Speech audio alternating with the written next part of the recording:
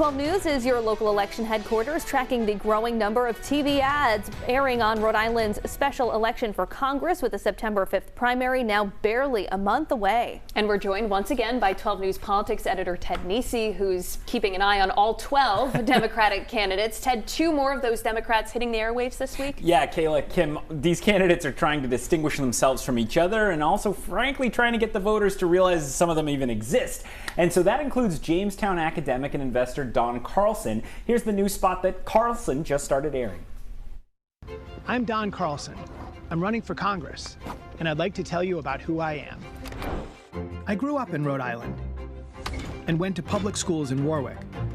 I'm an educator and clean energy innovator and a volunteer EMT in Jamestown. I've worked on Capitol Hill, and I know how Congress operates.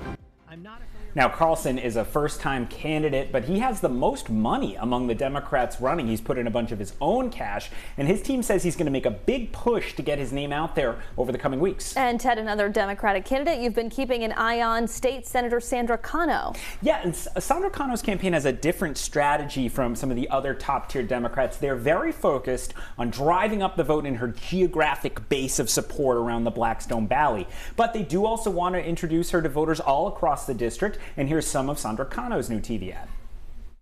Sandra Cano is an immigrant, a public school kid, the daughter of a gun violence survivor, a mom who's faced reproductive health issues, elected to the Pawtucket School Committee and City Council, and now a senator fighting for women's rights, gun safety, working families, seniors, and public schools.